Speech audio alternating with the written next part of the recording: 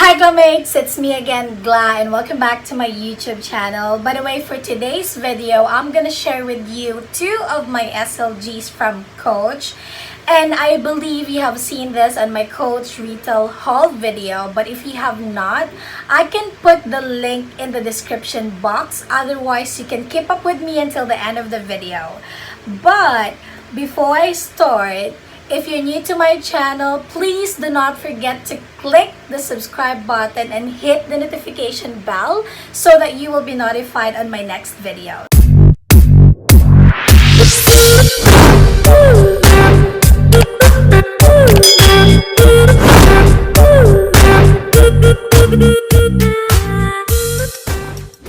So, ayun na nga guys. For today, I just wanted to hop in to talk about these two beautiful SLGs. Well, talagang maganda talaga sila. Para sa akin But, of course, when I'm choosing items, gusto ko rin naman yung magiging proud kayo sa akin. Yung tipong magagandahan din kayo. Pero, just let me know if you disagree. But for me, they're really beautiful. Both of them. So, the first item that I'm gonna show you is this Color Block clutch. So, this is a 1941 collection. And actually, nagamit ko na siya twice. Ito yung ginagamit ko tuwing nag-grocery kami. Hindi ako nagdadala ng bag. As in, ito lang talaga. But before that, bago ko i-open and to talk about this further, i-share ko lang din tong mga tags na meron siya. Of course, tinanggal ko na siya kasi nga ginamit ko na, diba? So, this is the tag. Yung code niya or the design number is F27097. Yung retail price niya is $195.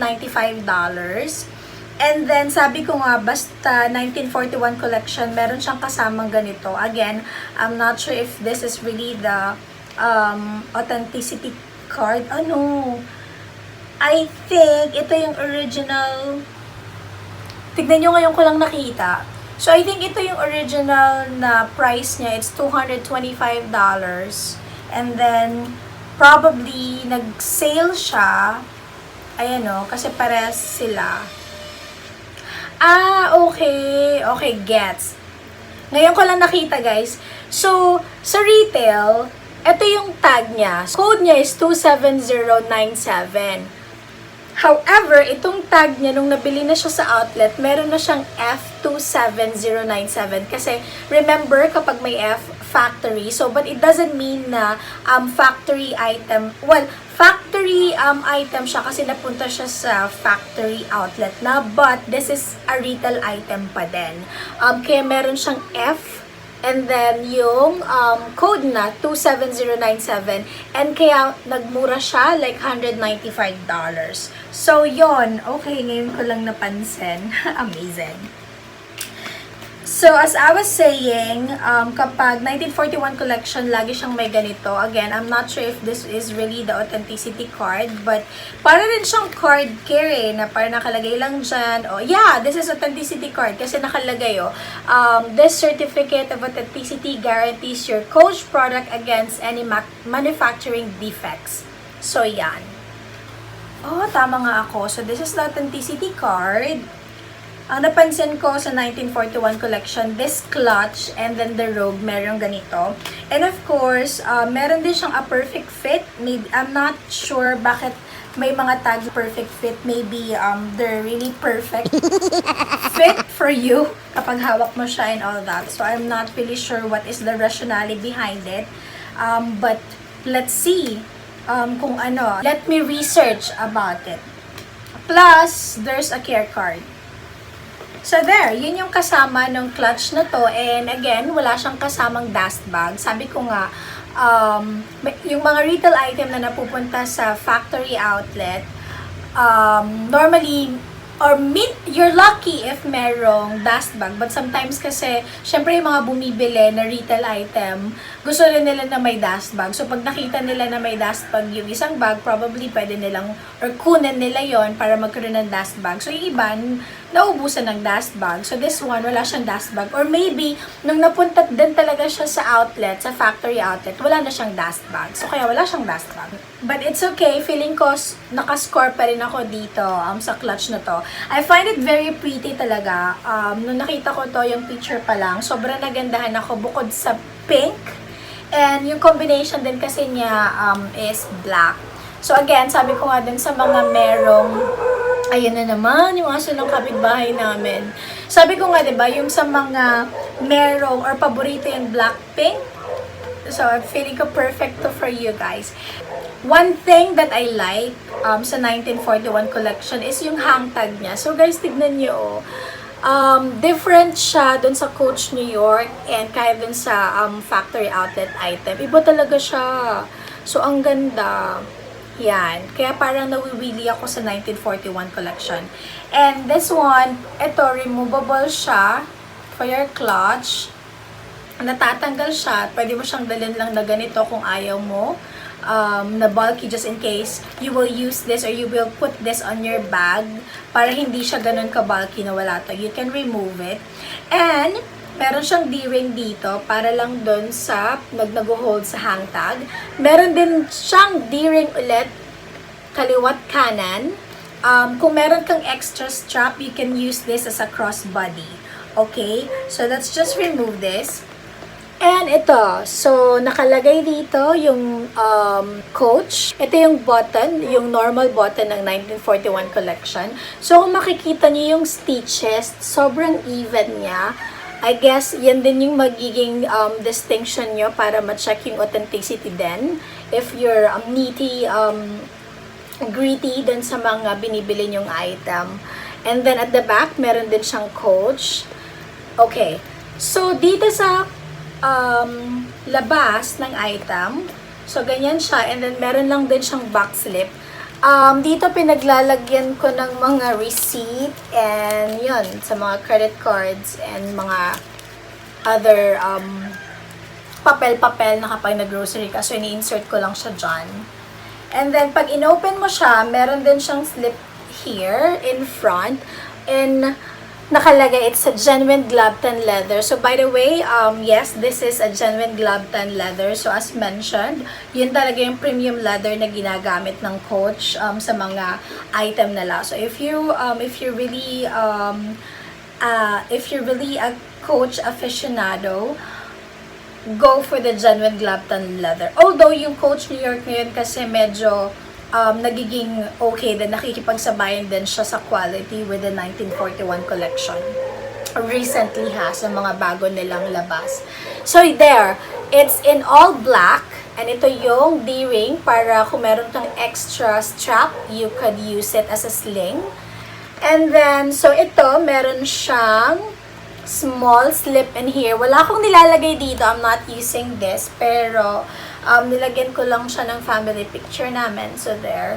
Kasi wala naman siyang lagayan. So, ini-insert ko na lang siya dyan. Just in case, you know, at least kasama ko pa din sila sa wallet. Kasama ko pa din sila. And then, meron dito siyang compartment. Kung makikita nyo, wala siyang laman because I'm using this para paglagyan ng phone ko. But since I'm using it for now, I cannot demonstrate it with you. But, let me check or kunin ko yung company phone ko para lang makita nyo. So, there. So, this is my company phone. Pwede nyo siyang ilagay. So, it will fit lahat ng mga large phone. Mga iPhone Plus. Kasya siya kasi plus size yung phone ko. So, kasya siya. Kaya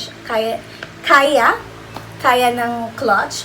And then, dito, center is a zipper. Lagayan ng coins for sure. But ako, nilagyan ko siya or pinaglagyan ko siya ng cheek and lip tint. You know, syempre, ito lang yung dala ko pa na grocery. So, para at least, meron ko pa rin pang blush or pang lipstick. So, lip and cheek tint. And yung mga coins ko. And then, dito, some bills. So, wala nang laman. And then, nagpadala kasi ako sa LBC. So, meron lang dyan nilagay ko. And then, meron siyang 2 card slots, pero ako nilagyan ko din siya ng isa. So, 3 yung cards na nilagay ko dyan. May debit card and 1 ID and 1 credit card. And then, of course, the Coach Creed at the back. So, yan. So, there. Yan yung features nitong clutch na to, 1941 collection. Ganda, diba? Super! As in. And then, hindi rin siya bulky. Kahit ang dami yung nilagay. Kasi design din siya para mag-extend siya ng ganyan kapag nilagay nyo siya inside. So, there. Very nice clutch. And yung color talaga, guys. So, o dahil bias lang ako because I love pink. Yan. So, this is the 1941 collection. Next naman is this dual card case. So, this dual card case, hindi ko pa rin naman siya ginagamit talaga. Pero pinaglagyan ko na siya. Although, parang kapag umalis ako, hindi ko pa talaga siya nagagamit. Pinaglagyan ko lang talaga siya ng mga cards ko. So, ang cute to, diba? So, dual card case from the word itself, syempre dalawa. Ang kagandahan nito is, itong ring na to, pwede nyong paglagyan ng keys and pwede nyong isabit sa bag. So, papakita ko sa inyo. Very cute din to. The design is in floral print. Yung hardware is in brass hardware. So, kung makikita nyo, kapag retail talaga, sobrang detalyado. Hindi ko sure kung nakikita nyo yung coach. Yan. Sa ring, merong coach.